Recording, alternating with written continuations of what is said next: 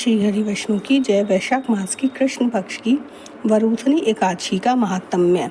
युधिष्ठिर ने पूछा, वासुदेव आपको नमस्कार है। वैशाख मास की कृष्ण पक्ष में किस नाम की एकादशी होती है, उसकी महिमा बताइए। भगवान श्री कृष्ण बोले, राजन, वैशाख कृष्ण पक्ष की एकादशी सौभाग्य प्रदान करने वाली है। वरूथनी के व्रत से सदा सौख्य का लाभ प्राप्त और पाप की हानि होती है। यह समस्त लोगों को भोग और मोक्ष प्रदान करने वाली है।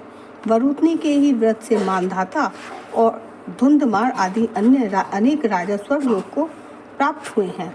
जो 10,000 वर्षों तक तपस्या करता है, उसके समान ही फल वरूथनी के व्रत से भी मनुष्य प्राप्त कर लेता है। नृप श्रेष्ठ घोड़े के दान से हाथी का दान श्रेष्ठ है। भूमि दान उससे भी बड़ा है। भूमि दान से भी अधिक महत्व तिल दान का है। तिल दान से भी बढ़कर स्वर्ण दान और स्वर्ण दान से बढ़कर अन्न दान है, क्योंकि देवता, पितर तथा मनुष्यों को अन्न से ही तृप्ति होती है।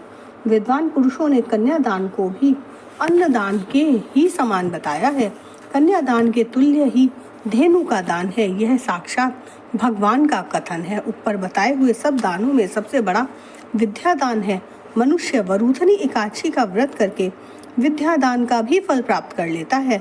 जो लोग पाप से मोहित होकर कन्या के धन से जीविका चलाते हैं, वे पुण्य का क्षय होने पर यातनामय नरक में जाते हैं। अतः सर्वथा प्रयत्न करके कन्या के धन से बचना चाहिए। उसे अपने काम में नहीं लेना चाहिए। जो अपनी शक्ति के अनुसार आभूषणों से विभूषित करके पवित्र भाव से कन्या का दान करता है, उसके पुण्य की संख्या बताने में चित्रगुप्त भी असमर्थ है। वरूथनी एकादशी करके भी मनुष्य उसी के समान फल प्राप्त करता है। व्रत करने वाला वैष्णव पुरुष दशमी तिथि को कांस, उड़द, मसूर, चना, कोदो, शाक, मधु, दूसरे का अन्न, 2 बार भोजन तथा मैथुन, इन 10 वस्तुओं का परित्याग कर दे।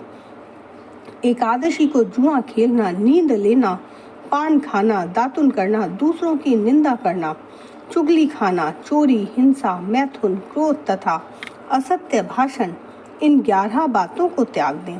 द्वादशी को कांस, उड़द, शराब, मधु, तेल, पतितों से वार्तालाप, व्यायाम, परदेश गमन, 2 बार भोजन, मैथुन, बैल की पीठ पर सवारी और मसूर, इन 12 वस्तुओं का त्याग करें। राजन, इस विधि से वरूथनी एकादशी की जाती है।